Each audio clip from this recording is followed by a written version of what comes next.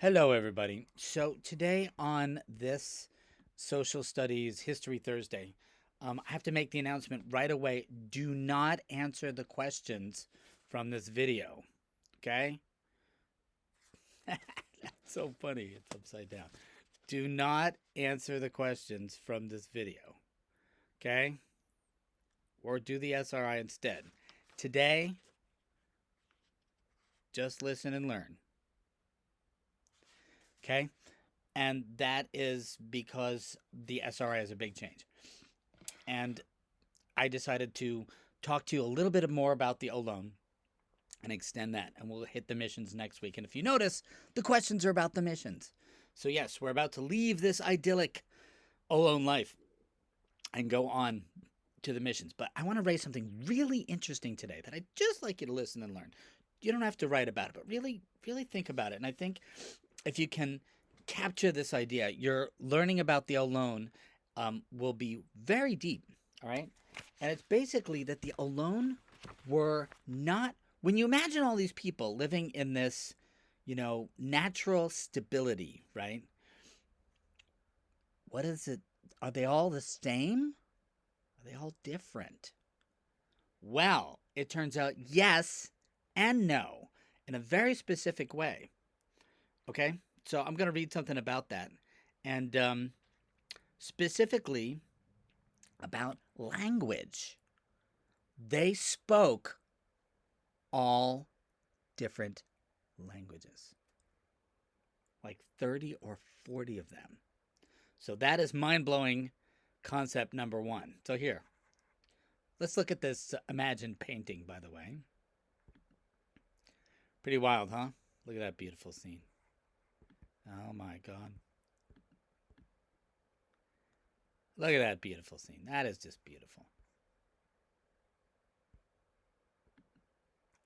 So, I'm going to read. Listen. The long period of settled life produced a remarkable diversity amongst the Ohlone people. As centuries passed, they no longer even thought of themselves as people, but instead became 40 or so different tribes, relating so intensely to the uniqueness of their environment. One group had teeming marshlands. Another had meadowlands and hills. Another had a salmon-rich creek. Still another had many miles of ocean coastline. This ecological diversity. Okay, the environment around here has got so many different little things that they glom onto one area and really become different as influenced by that little area, all close together. In some parts, the Ohlone region was over 50 inches of rain fell a year. That's a lot. In other parts, only 15. Tribelets only a few miles apart hunted different animals. They gathered different plants.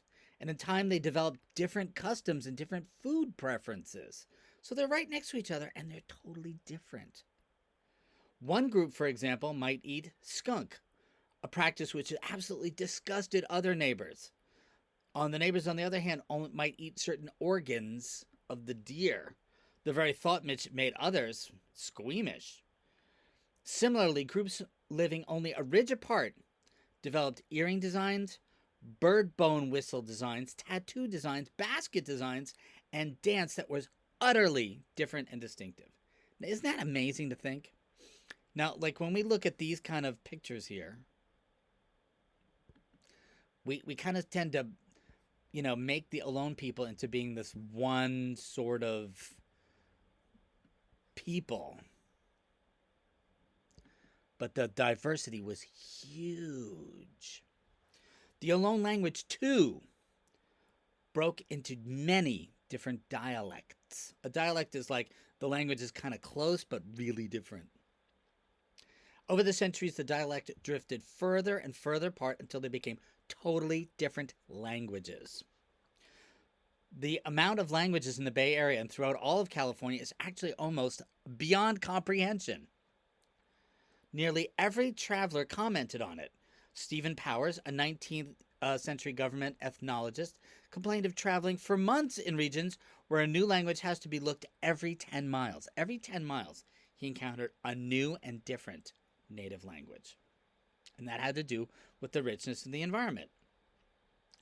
California had over 100 native languages. Some 70% of them mutually unintelligible as English or another language to another person. Okay. The multiplicity of the languages was to create a state of complete chaos, though, at the missions. At Carmel Mission, for example, no fewer than 11 languages were being spoken. Some Ohlone, some Esalen, some Salinan. At Mission Santa Clara, the number of languages was 20. Fragments of only 8 different Ohlone languages have been recorded, though. And the total number may have been many, many more. They were broadly associated with the way the Spanish, Italian, Portuguese, and French are associated with the Romance languages, yet they're so different that the languages of the Santa Cruz area, for example, would have been incomprehensible to the speakers of the Monterey area. Okay, so what they're saying is Spanish, Italian, and Portuguese are all different languages, but they have similar verb roots, and they come from a similar core, and you can kind of not directly understand each other if you're within those languages, but start to find ways. But they're saying like the languages are even more diverse, drifted even more than that. So why this? This kind of linguistic richness was not found any other place in North America native life. Think about that. And that's what makes the Ohlone so unique. So there were many Native American tribes and languages across the continental United States, but nowhere else in the United States did you have a different language, a different culture, a different people, like every 10 miles. In fact, there's no other area similar size like this in the entire world. The only possible exception they've come across is what they call in New Guinea, country on the other side of the world, where one can find such remarkable diversity in the jungles way out back there. But the existence of so many languages side by side can only lead to one conclusion, that the Ohlones and other California Indians must not only lead settled lives for centuries, but that the dominant characteristic of this great span of time must have been the relative isolation from one tribe to another. So the languages are evidence that you can infer something about, that they stayed really isolated in their little areas from one another and just stayed amongst themselves. But this is actually also kind of not true at the same time. Confusing. So, again, this is for you guys to listen and learn today. Please do not Don't use this to try to answer Thursday's questions. Do the SRI instead. Okay? Thank you. And this is the cool part. Here's the other part that pulls. So, the isolation and diversity were the major big themes in Ohlone life. Isolation, being alone, staying in their tribe, and being diverse, being totally different. But it's not the only themes. While they maintained their separateness at the same time, they felt a very strong desire to be sociable, trade, and intermarry with their neighbors. As centuries passed, this desire grew stronger and stronger until by the time of the European invasion, the various Ohlone tribelets were linked together through a network of trade obligations, friendships, and marriages. So they settled down, isolated, got really different, and then they probably started like, whoa, hey, who are those people over there? But they stayed, they connected and networked once they became really different. So are they different or are they same? The answer is yes and no. They're totally different.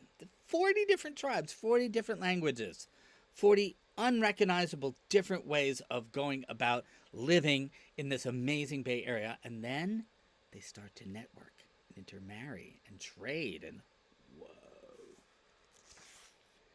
How could they reconcile this desire for sociability with this condition of isolation? Well, it wasn't easy.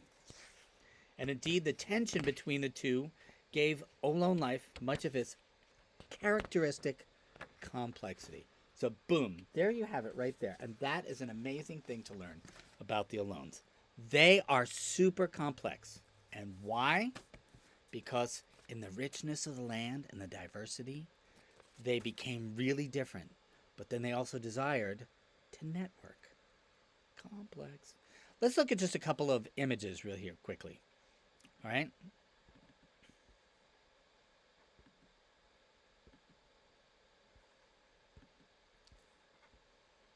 So this is an example of an Ohlone hut that's in a mission. And I feel like it's kind of lamely done. I think they probably did a much better job. They wouldn't make it so loose and so awful. I mean, look at how loose the things are and stuff there.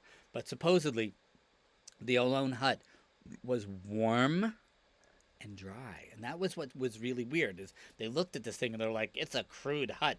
Okay, your average European house of that time, the 1760s, 70s, was cold, drafty, and leaky. It had windows and doors and looked all civilized, but it was cold and drafty and people got sick. And this thing is looking uncivilized, but it's warm and it's dry. I'll bring up another one. Hold on.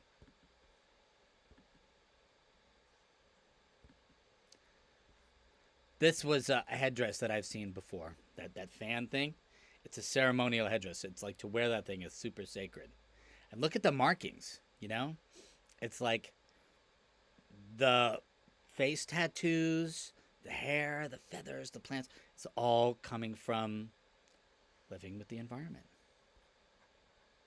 And this drawing was made by an explorer. So this is actually what we were talking about early on, that like some of the, how do we know what went on? Well, this was drawn by an early explorer who came across them.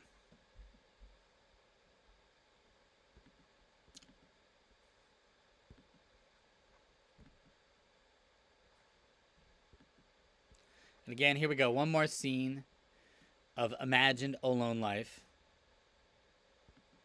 And the only thing, again, about this scene is that it's oversimplified according to what we just read. Right? It's sort of like, it makes them all out to be one.